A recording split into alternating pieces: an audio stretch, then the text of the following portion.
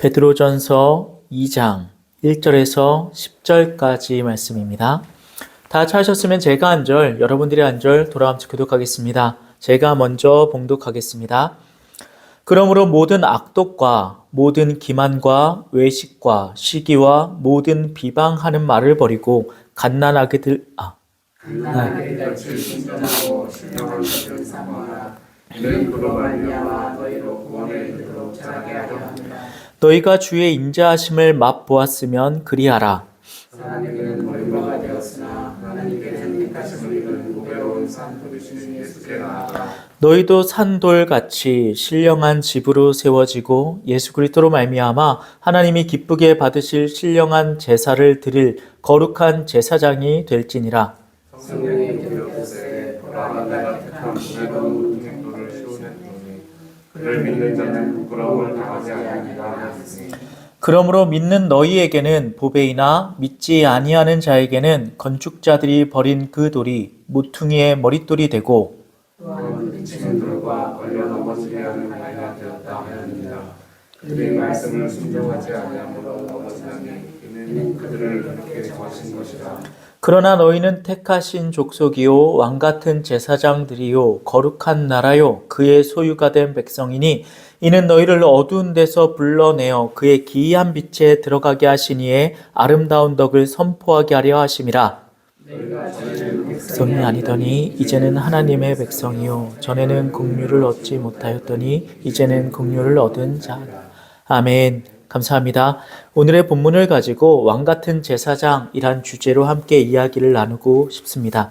세 가지 챕터로 좀 나눠봤는데요. 먼저 우리가 질문해 볼 것은 이겁니다. 교회를 성장시키는 동력은 무엇인가? 갑자기 제사장에 대한 이야기를 나누는데 왜 교회를 성장시키는 이야기가 등장하는가 하는 것입니다. 근데 오늘 본문을 자세히 보면 이 본문은 교회를 세워나가는 그 첫 단계에 대해서 말하고 있는 겁니다. 즉, 이 단계를 세워놓으면 그 다음부터 교회가 커져 나아가는 것이다 라는 것이죠. 우리나라는 제가 집을 안 지어봐서 모르겠지만 집을 지을 때 터를 이렇게 닦지 않습니까? 그 다음에 제가 알기로는 이제 기준점을 설정해 놓고 기둥을 세우는 것으로 알고 있어요. 그런데 이스라엘은 여타의 나라들과 다른 방식을 쓴다고 합니다. 애상초 기둥을 중심으로 집을 짓는 방식이 아니거든요. 돌을 쌓아놓는 방식을 사용합니다. 우리나라는 조선 때 그 이전에도 큰 나무로 기둥을 세워놓고 거기를 채워넣는 방식을 썼잖아요. 반면에 이스라엘은 어디가 이 건물의 꼭지점, 모퉁이인가를 보아 거기에 돌을 하나 놓는답니다. 이게 모퉁이 돌이 되는 것이고 그 다음부터 이것이 커져 나아가는 시작점이 되는 것이겠죠. 그래서 저는 첫 번째 주제로 이걸 잡아봤습니다. 교회를 성장시키는 동력은 과연 무엇인가? 먼저 이 이야기를 하면 어떨까요? 우량아 선발대회입니다. 요즘 이런 거 없죠. 제가 어릴 때도 있었던 것 같아요. 82년도에 있었던 것 같은데 이 우량아 선발의 기준이 있습니다. 딱 두 개 봐요. 하나가 몸무게, 또 하나가 머리 둘레. 머리 둘레가 크면 최고, 몸무게 많이 나가면 최고. 제가 시골에 가면 저랑 동갑인 친척이 있습니다. 선이에요. 남궁선. 걔네 아버지가 저를 만날 때마다 했던 얘기가 있어요. 매번 설이든 추석이든 연말이든 만나면 꼭 하는 말이 있습니다. 우리 선이가 반에서 제일 몸무게 많이 나가. 우리 선이가 밥 제일 많이 먹어. 우리 선이가 밥을 어른처럼 대야에 먹어. 우리 선이가. 강원도 홍천에서 아이에게 있어서 최고의 기준은 밥 잘 먹고, 키 크고, 몸무게 많이 나가고.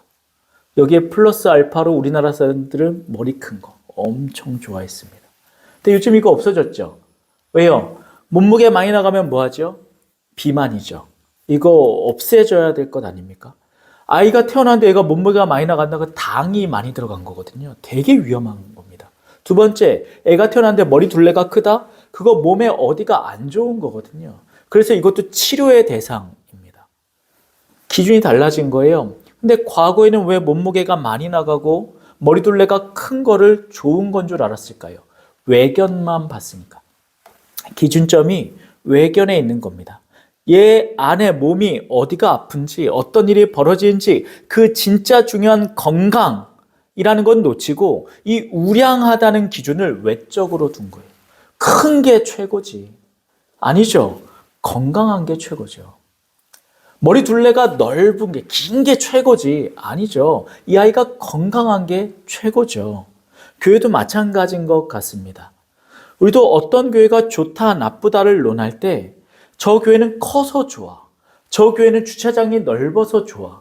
저 교회는 사람들이 많아서 좋아. 저 교회는 재정이 넉넉해서 좋아. 라는 식의 단서들을 씁니다.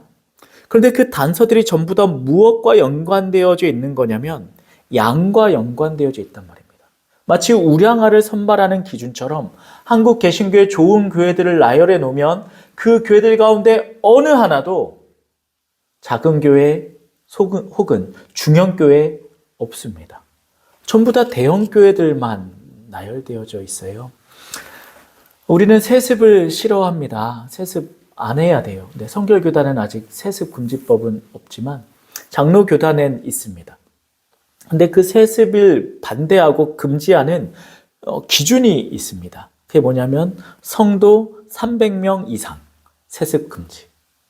성결교단은 왜 그게 없는 줄 아십니까? 300명이 넘는 교회 자체가 없어요.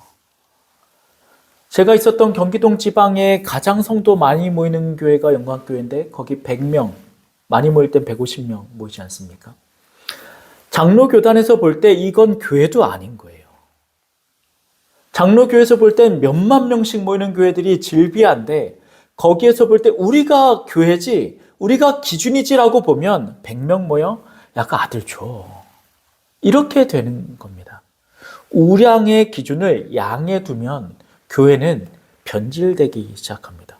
그러면 이 좋다, 좋은 교회다, 이 기준을 뭐라고 둬야 됩니까? 오늘의 본문 한번 볼까요? 오늘의 본문이 이렇게 나옵니다. 갓난 아기들 같이 순전하고 신령한 젖을 사모하라. 이는 그로 말미암아 너희로 구원에 이르도록 자라게 하려 함이라. 좋은 교회의 기준은 커져 나가는데 무엇을 기준으로 커진다? 순전하고 신령한 젖을 통해 커져 나간다. 무엇이 아니라 1절이 아니라 1절은 무엇이라고 말하냐면 말입니다. 속이는 말, 기만하는 말.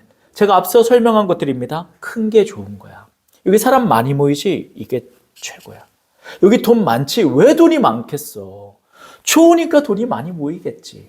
야, 여기 건물이 왜 크겠어? 좋으니까 크겠지. 이런 논리 구조들. 그게 바로 1절에서 말하는 악독과 기만과 외식과 시기와 비방하는 말이 되는 겁니다. 크기, 규모, 물질의 양 이런 거 말고 진짜 필요한 게 있어. 그게 신령한 젖이야. 제가 앞서 말한 우량아 선발대회 같은 겁니다. 몸이 부풀어 오른 거, 당뇨 때문에 막 몸이 포동포동한 거 이런 거 말고 진짜 애가 건강하려면 엄마의 건강한 젖이 필요해. 이 말이죠. 그럼 여기서 말하는 신령한 젖이 뭘까요? 제가 노란색으로 해놨죠. 순전한 말씀입니다. 결국 교회가 커져 나아가는 데에 차곡차곡 쌓아 올라가는 단계는 무엇이냐? 성경밖에 없어요. 말씀이 없으면 우리는 무엇과 똑같은가? 커져버린 얼기설기 쌓아 올린 어설픈 건물과도 같습니다. 툭 치면 와르르르 무너지게 되는 것이겠죠. 그러면 결국 우리는 말씀을 배워 나아가야 합니다. 말씀을 알아야 되고 읽어야 되고 이 말씀에 더욱더 우리가 도취되면 나중엔 외우거나 쓰게 되는 영역까지 가게 되는 것이겠죠. 그러면 순전한 말씀을 먹어 커져 나아간다는 것이 성도 개개인이 읽고 외우고 쓰는 것, 거기에서 멈추는 것일까요? 여기까지는 많은 교인들이 하고 있기 때문입니다. 그런데 여전히 우리한테는 궁금증이 있죠. 그런데 왜 한국 개신교는 이렇게 몰락하고 있는가? 여전히 많은, 우리 주변엔 별로 보일지 않을지 모르지만 여전히 많은 분들이 읽고 많은 분들이 외우고 많은 분들이 쓰고 있음에도 왜 한국 개신교는 이렇게 끝없이 추락하고 있는가? 이 소설 읽어보신 분들 있을지 모르겠습니다. 마의 산이라는 책이에요. 열린 책들이라는 출판사에서 세계 전집을 낼 때 제일 처음으로 꼽은 책입니다. 제가 이거를 읽을 때 놀라운 경험을 했어요. 100쪽까지 읽는데 3일이 걸렸는데 대부분 다 중간에 잠들어서 덮었어요. 제가 이 책 보다가 얼굴에 책을 떨어뜨리거든요. 이렇게 처음에 앉아서 읽어요. 허리가 아프니까 누워서 읽는데 얼굴에 막 책을 떨어뜨리는 거예요. 막 3번씩 맞아요. 너무 안 읽혀요. 책이 너무너무 어려운 거예요. 그런데 읽다 보면 이게 무슨 얘기를 하는 건지는 알겠다. 이런 생각이 듭니다. 이 책의 주인공은 젊은 청년이에요. 건축 기사가 이제 되려고 준비하는 청년입니다. 자기 친척이 요양원, 산속에 있는 요양원에서 요양을 하고 있어요. 찾아갑니다. 근데 마음에 안 들어요. 이게 뭐야? 그런데 그 친척이 말합니다. 너 근데 여기 마음에 들게 될 거야. 가보니까 자기한테 집을 줘요. 여기 깨끗한 방, 침대, 여기서 주무십시오. 밥 먹으러 나왔는데 밥이 엄청 맛있네요. 하지만 그게 이 청년의 마음을 끌진 못해요. 그러다가 이 청년이 건강함에도 이 요양원에 머물기로 합니다. 예쁜 여자가 있었거든요. 그 여자를 꼬시고 싶은 거예요. 그래서 거기 입원을 하고 결국 그 여자와 육체적인 관계를 맺게 됩니다. 그런데 그 이후에 헤어짐이 있게 되고 이 남자는 그 공허함을 무엇으로 채우냐?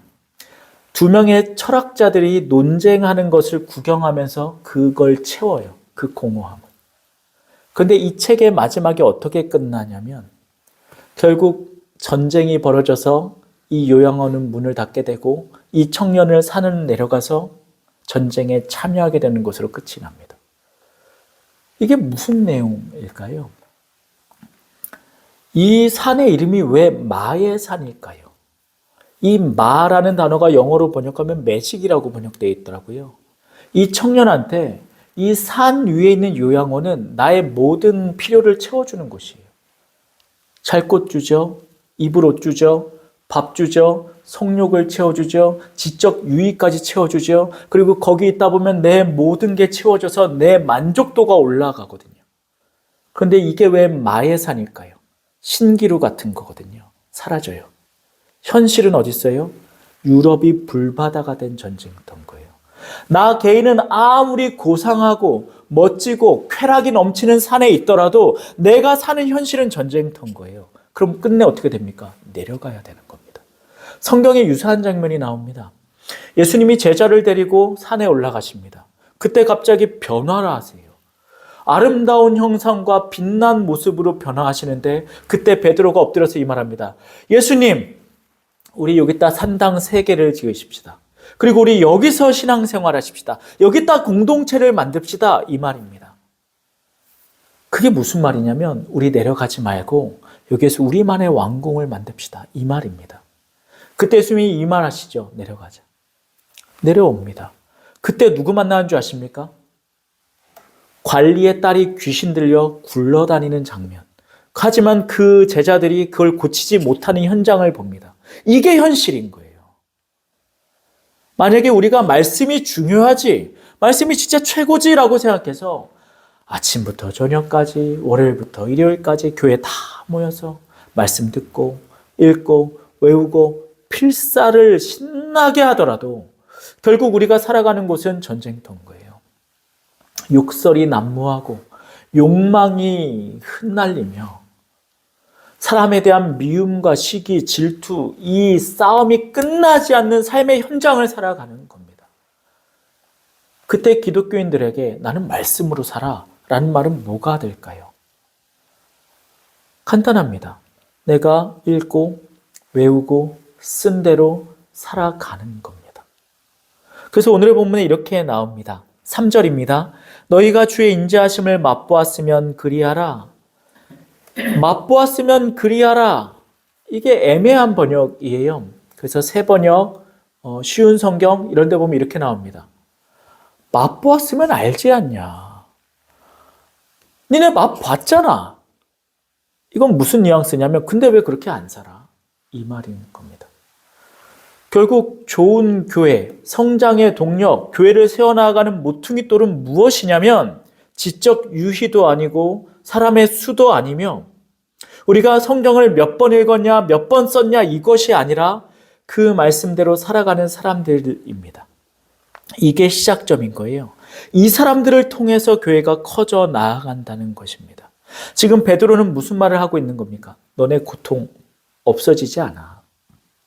너네 지금 로마한테 짓밟혀서 교회가 몰락하고 있지? 그거 갑자기 예수님 모셔서 커질 것 아니야. 하지만 이걸 기억해야 돼.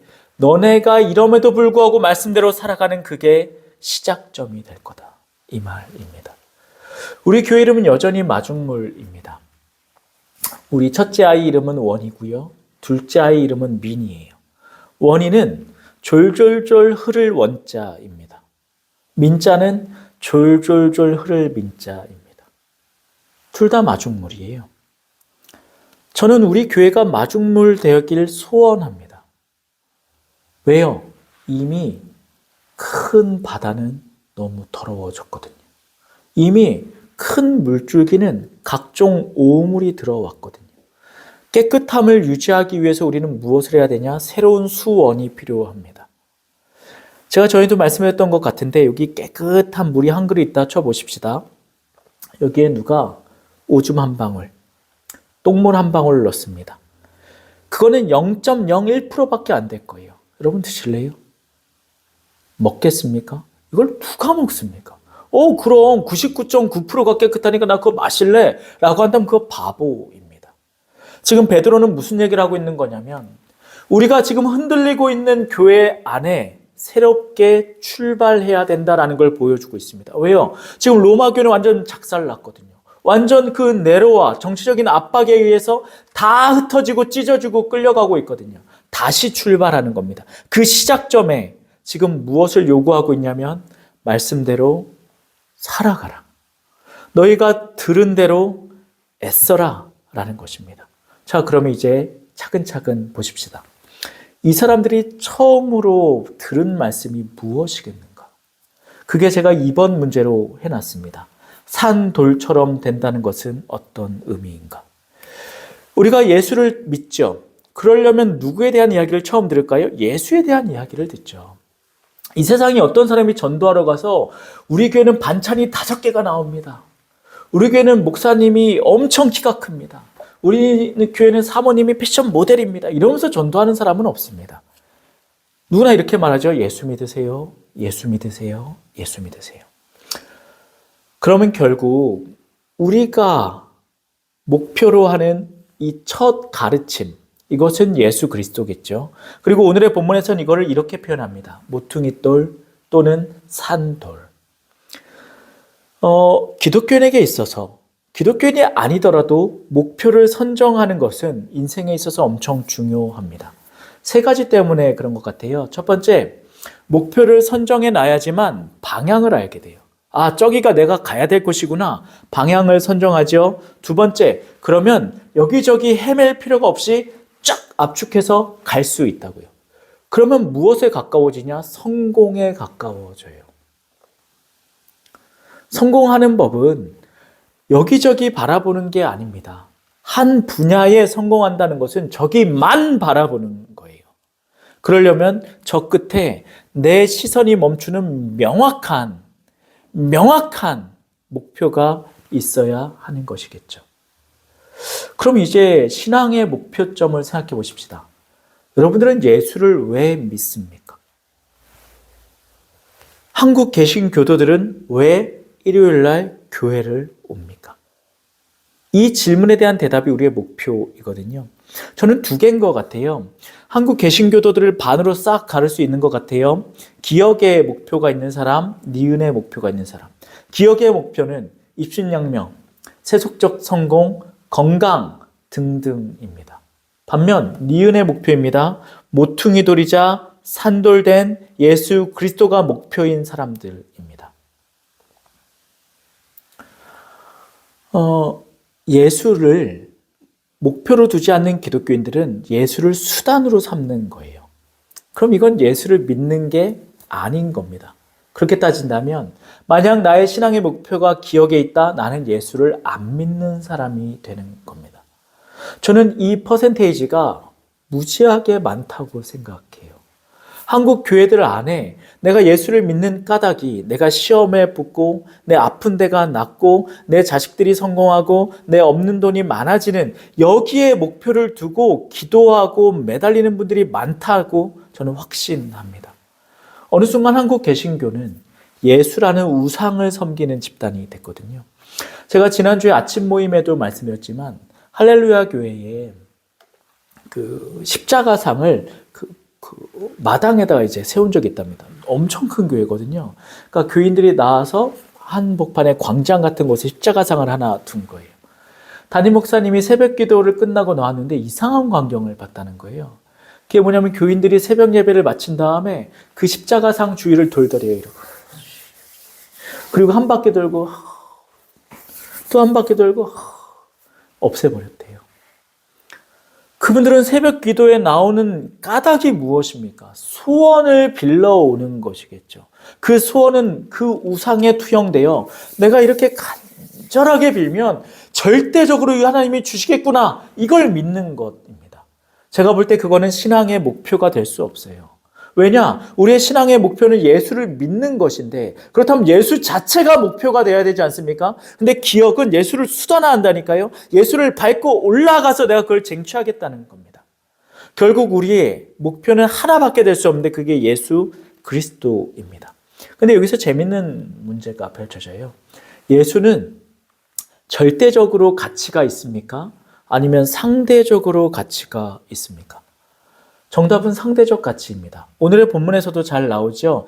믿지 않는 사람들은 버리고 믿는 사람들한테는 보배가 된다. 제가 이거 이렇게 정리해 놨습니다. 세상에서는 쓸모없고 가치 없는 게 예수예요. 반면에 예수를 믿는 사람들한테는 무엇보다 보배로운 게 예수란 말입니다. 우리는 이런 것들을 가지고 상대적 가치가 된다고 말하지요. 그럼 물어보십시다. 내 목표가 예수예요. 그래서 내가 예수처럼 돼요. 그럼 나는 어떤 일이 펼쳐지는 겁니까? 세상에서는 세상 쓸모없고 가치 없는 존재인 거예요. 비극이죠. 불편하지 않습니까? 얼마나 어렵습니까? 우리의 욕망은 무엇이 있냐면 먹고 싶고 자고 싶고 싸고 싶은 이 근원적인 욕망이 있습니다. 그 위에 점점 올라가 끝부분에 무슨 욕망이 자리 잡고 있냐? 명예에 대한 욕망이 있습니다. 그래서 왜 정치에 뛰어들까? 이런 한숨이 나오는 인물들이 있죠. 근데 왜 그럴까 생각해 보면 인간의 명예에 대한 욕망이 끝이기 때문이라고 저는 확신합니다. 먹고 살만하고 돈도 좀 있고 그러고 나면 결국 사람은 누가 날 알아주길 바라는 거예요. 나야 나. 다니면 저 사람, 저 사람, 이야 멋진 사람. 그런데 예수를 믿는 그 순간 어떻게 된다고요? 세상이라고 하는 거대 집단에게 쓸모없고 가치 없는 인간이라는 소리를 듣는다고요. 반면 예수를 믿는 순간 예수에게만 나는 보배로운 사람이라는 소리를 듣게 되는 거예요. 그런데 우리는 이걸 자꾸 혼동하는 것 같아요. 예수를 절대적 가치라고 오해하는 것 같습니다. 제가 이런 말을 들었어요. 어떤 은행의 은행장님이 정말 신앙이 좋은 사람이었던 거예요. 정말 신앙이 좋은 사람. 그런데 자기가 은행에 가보니까 직원들 중에 예수를 믿는 사람이 없는 거예요. 큰 결심을 합니다. 자기 집에 다 불러갖고 파티를 열기로 한 거예요.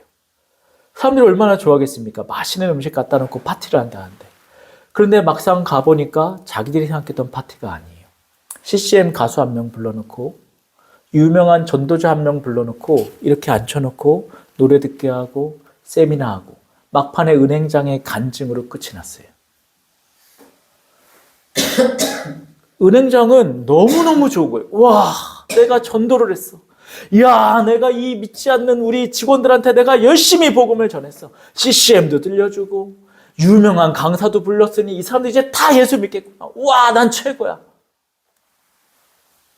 근데 실상은 달랐던 거예요. 이 직원들 안에 불만이 폭발했다는 겁니다. 어디에서 이런 문제가 벌어진다고요? 예수를 절대적 가치라고 오해하는 순간. 그래서 우리나라의 전도는 무례해요. 여기 뒤에도 나와 있지만 할 수 있다, 하면 된다, 해야 된다. 이게 어디 구호냐면 장로교에서 전도 운동할 때 만든 구호입니다. 아니 말이 됩니까? 너도 할 수 있어, 전도. 너도 하면 되는 거야, 전도. 야, 너 해야 돼, 전도. 그러니까 어떤 일이 벌어집니까? 길에서 소리 지르고, 지하철에서 소리 지르고, 아무나 띠뛰고 길 막고 막 자기들끼리 기도하고 통성하고 기타 치고 난리칩니다. 요즘 그 뉴스에서 봤는데 러닝하는 사람들이 사회 문제라고 하더라고요. 그 사람들이 한 두세 명씩 이렇게 뛰어야 되고, 저는 이제 혼자 뛰는 걸 좋아하는데 요새 사람들은 그렇게 막 몰려 뛰나 봐요. 막 20명, 30명씩 몰려서 뛴대요. 그럼 인도가 완전히 장악이 되는 거예요. 트랙이 완전히 그 사람들께 되는 겁니다. 큰일 나죠. 그러면 안 되는 것 아닙니까? 그런데 자세히 보면 그 사람들의 행태가 기독교인들이 했던 거랑 똑같아요. 전도여행 갑니다. 우르르르. 그럼 길 다 막아요. 자기들끼리 팍 통성기도 방언기도 합니다. 길 한복판에서. 심지어 사찰에 가서 오줌을 싸질 않나. 사찰을 돌아다니면서 땅 밟게 한 다음에 무너져라 이거 하질 않나. 그런 거 합니다. 왜요? 할 수 있다, 하면 된다, 해야 된다. 이 구호 아래 예수가 최고지. 예수야, 예수. 그런데 여러분 잊지 마십시오. 예수는 상대적으로 가치가 있는 겁니다. 그래서 이렇게 정리하시면 돼요. 세상에서는 쓸모없는 것은 배척입니다. 믿는 자에게 보배로운 건 결국 십자가이겠죠. 그러면 내가 예수를 믿었다, 내가 예수처럼 된다, 그 얘기는 뭐냐? 나는 세상한테 배척당하는 게 당연한 거야. 그리고 나는 십자가를 지는 게 당연한 거야. 이 말입니다.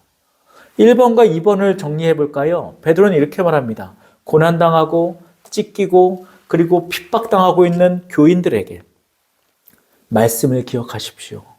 그리고 말씀대로 사십시오. 말씀에 뭐라고 나와 있습니까?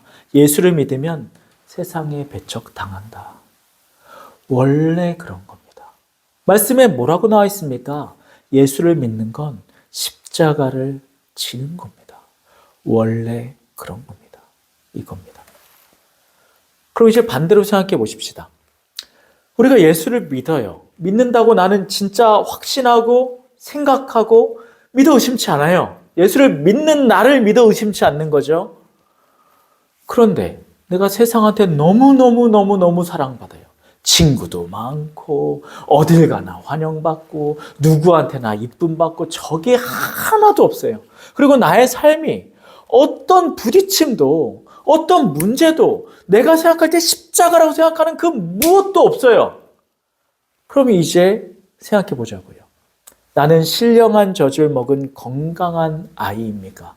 아니면 우량아 선발대에 나가도 될 만큼 겉은 풍성한데 몸 어딘가가 흐트러진 아이입니까?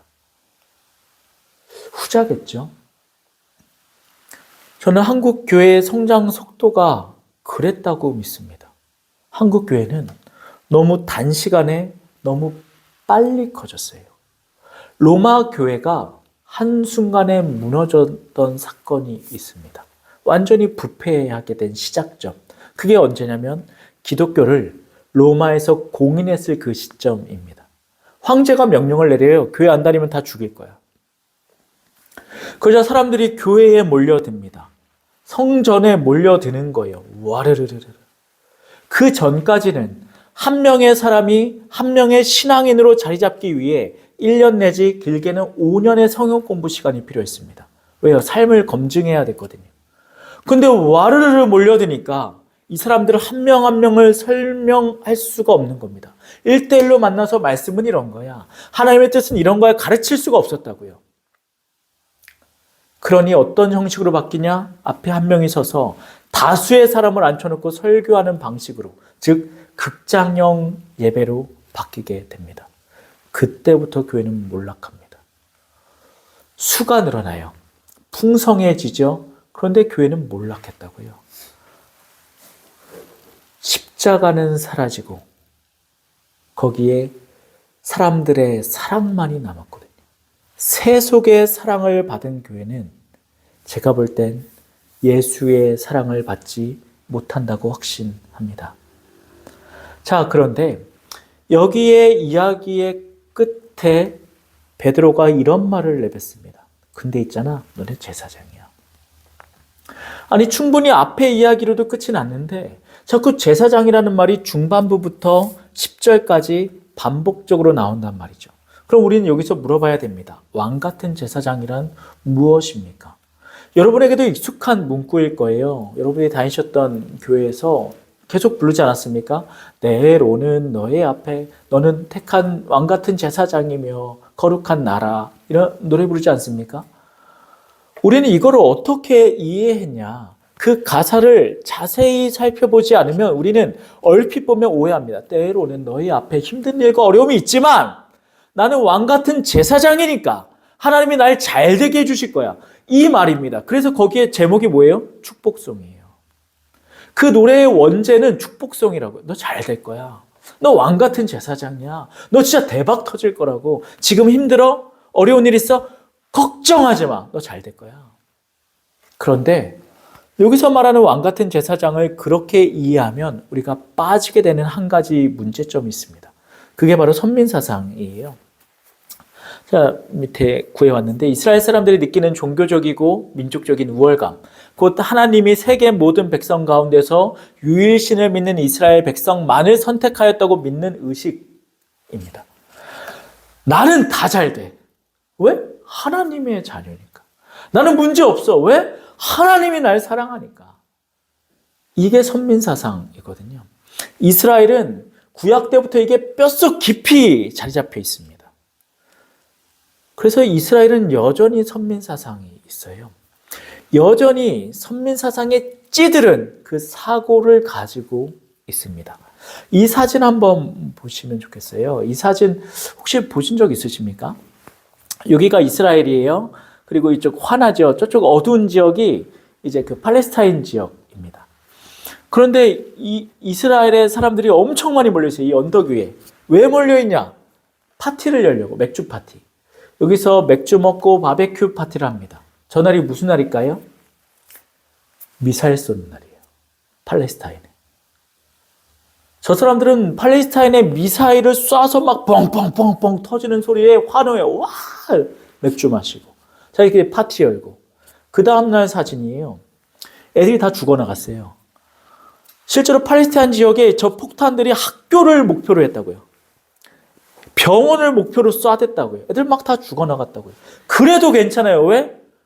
나는 사람이고 나는 천국 갈 존재고 쟤는 짐승이고 쟤는 지옥 갈 존재니까. 선민사상은요. 극에 달하면 이런 이분법을 만들어내요. 근데 제가 볼 때 한국의 개신교도들이 왕 같은 제사장이라는 말을 똑같이 이해하고 있는 것 같습니다. 이 사진이에요. 현재 한국 개신교들의 선민사상은 그전까지는 잘 안 보였어요, 사실. 근데 코로나 때 그 민낯이 드러나기 시작하는데 태극기 부대와 결합을 합니다. 여기 보시면 세 개의 국기가 나와요.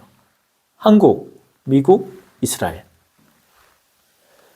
이스라엘에 있던 촛대가 옮겨졌다라는 말을 처음 한 나라가 어딜까요?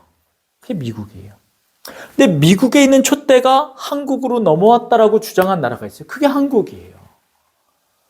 그래서 한국 개신교도들은 이 두 나라를 너무너무너무 좋아해요. 내 선배들이거든요.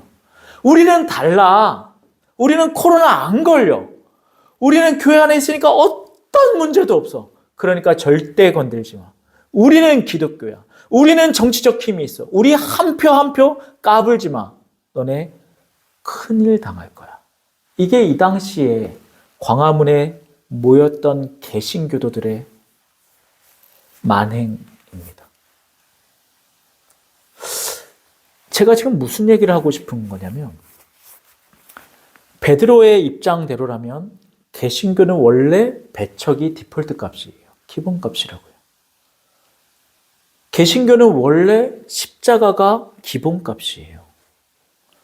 그런데 지금 한국의 개신교는 배척을 이겨내는 큰 힘을 가지고 있어요. 정치적인 힘, 물질적인 힘, 심지어 물리적인 힘도 가지고 있는 것처럼 보일 때가 있어요. 폭행하고 화염병 던지고. 그래서 만약에 세상을 이겼다고 쳐보십시다. 이 사람들이 십자가를 질 필요가 있을까요? 없을까요? 없어요. 세상을 이기는 그 순간 우리는 십자가를 질 필요가 없다고요. 십자가는 누가 지는 건데요? 진 사람들이 지는 거잖아요. 그러면 성경은 기본적으로 우리를 어디로 이끌고 가고 있습니까? 패배의 자리로 이끌고 갑니다. 세속에서의 패배. 세상의 흐름을 따르지 않고 순전한 말씀대로 살아가려고 하는 그 자체. 그러면 세상에서 나를 십자가에다 매단다고요. 저 머저리야. 저 바보야. 저 멍청이라고. 이런 말이 나오지 않겠습니까? 그런데 지금의 우리는 좀 다른 것 같아요. 한국 개신교의 캐치프레이즈가 힘을 갖자, 뭉치자, 우리의 이름을 드러내자 이겁니다. 정확하게 누구의 캐치프레이즈인 줄 아십니까? 바벨탑이에요. 모이자, 흩어짐을 면하자, 우리의 이름을 내자. 개신교는 소금입니다. 소금은 흩어질 때야 빛을 발해요. 개신교도는 빛입니다. 빛은 퍼질 때에야 힘을 발하는 겁니다. 각각의 점 조직이 돼요. 구석구석 이 세상 곳곳에 뿌려져서 내가 녹아질 때에야 개신교도는 힘이 있는 거예요. 언제가 아니라 모이자, 뭉치자, 깃발을 내자 이게 아니라 한국 개신교도들은 나는 믿어, 넌 안 믿어, 너 지옥 가. 이게 아까 말씀드린 전도와 예수는 절대적 가치지 이 착각과 버무러져서 모순적이고 무례하며 예의가 하나도 없는 못된 기독교인들을 만들어냈단 말입니다. 예수 믿어, 지옥 가. 예수 믿어, 너 지옥 간다고. 이 말이 아무렇지 않게 나온단 말입니다. 그러면 전도하지 말라는 겁니까? 전도해야죠. 그러면 상대적 가치니까 나는 믿어요. 그러니까 나는 예수 내 안에 품고 있고 그럼 저 사람들은 안 믿으니까 어쩔 수 없지. 뭐 이러고 사는 겁니까?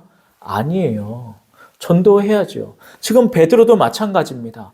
지금 핍박당하는 곳에 새로운 교회를 시작한다. 그 교회는 우리의 올바른 말씀의 삶으로 이루어진다. 그리고 그 모든 것들은 원래 우리가 자명하게 알고 있었던 결과물이다. 그런데 여기서 끝나는 게 아니라고요. 그래서 제사장 얘기가 나오는 겁니다. 제사장이 뭐 하는 사람이죠? 제사 드리는 사람이죠. 그럼 제사를 드리려면 뭐가 필요할까요? 세 가지가 필요합니다. 첫 번째 제사장, 두 번째 제물, 제단. 제사장이 제물을 가져와요. 뒤에 사진에서 보듯이 양의 목을 따요. 그리고 그 피를 받아서 그릇에 담습니다. 가죽을 벗겨요. 살코기를 제단에 올려놓습니다. 그리고 불태웁니다. 이 세 가지 중에 어느 하나라도 없으면 제사가 성립되지가 않아요. 근데 제사장이 베드로전서 2장 6절 오늘의 본문에 등장하죠. 2장 9절 오늘 본문에 등장하죠. 제물은 로마서 12장 1절에 등장합니다. 로마서를 이미 읽으신 분들 기억하실지 모르겠습니다. 너의 몸을 거룩한 제물로 드려라. 그럼 제사장이 나예요. 그럼 제물이 누구예요? 그것도 나네요. 그럼 내가 드릴 제단은 어디입니까? 어디겠습니까? 나의 일상인 거예요. 그러면 우리가 제사장이라서 하나님께 제사를 드리는 것, 베드로는 더 이상 구약의 제사법을 따르라는 말이 아니라 이제 새로운 교회의 제사를 드려야 되는데 그 제사법은 뭐예요? 내가 나를 죽여서 하나님 앞에 드리는 거예요. 그래서 고린도전서 15장 31절 이렇게 나옵니다. 바울의 고백입니다. 나는 날마다 죽노라. 바울은 내가 나를 죽이는 거예요. 매일, 날마다. 왜? 내가 제물이니까. 내가 제사장이니까. 그래서 내가 계속 죽어 나아가면 어떤 일이 벌어집니까? 내가 제사장의 일을 감당한다고요. 제사장이 어떤 일 하죠? 하나님과 믿지 않는 백성을 연결시켜 주는 거예요. 지금 베드로가 그 얘기하는 거예요. 죽어 그냥 좀. 다른 사람들 욕망에 디글디글할 때 너는 욕망 내려놓고 날마다 널 쳐서 죽여. 그러고 나면 사람들이 쟤는 왜 저럴까? 이런다고 이 말하는 거예요. 이스라엘에 이런 말이 있습니다. 그 사람들은 말씀을 이마에 둔다는 그 구약의 메시지를 현실적으로 구현해요. 실제로 이렇게 조그마한 박스를 이렇게 달고 다니거든요, 이마에. 어떤 랍비한테 누가 물어본 겁니다. 랍비요, 우리는 왜 이 이마에다가 이걸 달고 다녀야 됩니까? 랍비가 이렇게 지혜롭게 설명해요. 이 말씀이 우리 안에 들어오게 하기 위해서 우리는 이마에 달고 있습니다. 그럼 이 말씀은 우리한테 언제 들어오죠? 랍비가 이렇게 말합니다. 내 자아가, 내 삶이 무너질 때. 나를 지탱하고 있던 내 고집과 아집, 내 생각과 내 편견, 내 모든 우월감이 몰락할 때 이 말씀은 내게 들어옵니다. 그걸 우리는 고난이라 부릅니다. 그럼 사랑하는 성도 여러분들, 제가 앞서 설명한 대로 기독교인에게 두 가지가 디폴트 값이에요. 배척, 고난, 핍박. 그러면 그 말씀이 우리 안에 들어오게 되죠. 그러면 우리가 무엇을 구현할 수 있습니까? 십자가를 구현하는 거예요. 그럼 결국 제사장의 삶이란 무엇입니까? 세상에 배척당하며 일상 속에 나의 욕망을 죽이는 삶. 이겁니다. 모두가 돈돈돈 거릴 때 나는 돈 있으면 좋지. 없어도 괜찮아. 모두가 부동산 할 때 있으면 좋지. 없으면 없어도 좋아. 그럼 물어볼 겁니다. 넌 왜 그래? 나 예수 믿어. 이겁니다. 제가 앞서 말한 대로 은행장의 전도법은 최악입니다. 예수는 절대적 가치가 아니에요. 아무나 붙잡고 예수 얘기 꺼낸다고 누가 좋아할 것 같으십니까? 근데 우리는 그런 사람들이 마치 전도 잘하는 사람들인 줄 압니다. 띠뛰고 나가서 길을 장악하고 전단지 놔주고 옆에서 막 기타 치고 확성기 틀어놓고 그거 최악입니다. 거기 어디에 예수의 삶이 있습니까? 거기 어디에 십자가가 있죠? 거기에 어디에 세상의 배척에 대항하는 복음의 사람들이 있습니까? 없다고요. 그런데 가서 이벤트 하지 마시고 일상을 살아내십시오. 모르긴 몰라도 제가 이렇게 욕망에 흔들리는 걸 보면 여러분도 못지않게 흔들리실 겁니다. 모르긴 몰라도 제가 이렇게 가지고 싶은 게 많고 하고 싶은 게 많은 걸 보면 여러분도 저 못지않게 많으실 겁니다. 그때 난 예수를 믿어. 그러니 내 목표를 내 욕망에 두지 않고 예수께 두고 살아갈 거야. 라고 말하는 게 제사장입니다. 죽이는 거거든요. 그랬던 나, 어젯밤까지 욕망에 허덕이던 나를 죽여요. 그리고 태웁니다. 그리고 이렇게 말합니다. 나는 날마다 죽습니다. 그럼 또 하루 살죠. 내 안에 욕망이 드글드글하게 붙어요. 그러면 또 아침에 죽여요. 말합니다. 나는 날마다 죽습니다. 이거 반복해 보십시오. 어떻게 되나? 세상에서 또라이 소리 들어요. 저 또라이야. 저 바보야. 저 멍청이야. 자세히 보시란 말입니다. 고난이 닥칠 때 사람들이 그 사람들한테 몰려옵니다. 너는 어떻게 사냐? 왜 그럴까요? 그 사람들이 믿던 목표는 모래거든요. 신기루예요. 무너질 것들이고 사라질 것들입니다. 우리가 베드로전서 1장에서 나누었듯이 그 사람들의 목표, 그 사람들의 이상향은 결국은 없어질 물질들이다 보니 언젠간 사라집니다. 야, 이거 아무것도 아니구나. 야, 이거 진짜 아무것도 아니구나. 아무것도 아니야. 이번 주에 김수미 씨가 돌아가셨죠? 급작스러운 죽음이라서 많은 분들이 놀랐습니다. 아들이 이렇게 말하더라고요. 그분이 이제 최근에 친척 엄마라고 하는 그 연극을 했다고 합니다. 그게 문제가 많았대요. 출연료도 못 받고 일정이 꼬여서 많은 다툼이 있었다고 합니다. 그것 때문에 잠도 못 자고 힘들어하고 마음이 어려웠답니다. 그때부터 갑자기 그 수치가 올라가서 돌아가신 게 아닌가 말합니다. 안타까웠습니다. 정말 안타까웠어요. 그 돈 때문에 엄청난 스트레스로 인해 생명을 잃어가는 삶이란 무엇인가? 그런데 자세히 보면 저도 별반 다르지 않아요. 저는 무슨 걱정 많이 할까요? 미국 주식, 한국 주식, 환율, 세계 정세 다 쳐다봐요. 세계가 지금 어떻게 돌아가나? 전쟁 어디서 나고 어떻게 돌아가나? 뉴스 새벽 4시에 일어나고 다 뒤져본다고요. 자기 전까지 미국을 봐요. 야, 미국은 누가 대통령이 될까? 이런 거 계속 찾아본다고요. 그런 거 안 찾아보면 제 삶이 얼마나 평안하겠습니까? 그런데 그게 저예요. 안 돼요. 흔들려요. 무너진다고요. 그걸 죽이는 거예요. 여러분, 죽여내십시오. 열심히 죽여내십시오. 그러지 않으면 여러분 잡아먹힙니다.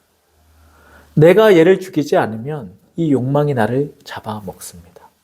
왕같은 제사장이라는 말은 내가 이 세상과는 다른 특별한 하나님의 선택을 받은 우월한 존재라는 뜻이 아니라 나를 날마다 죽여내야 된다는 뜻입니다.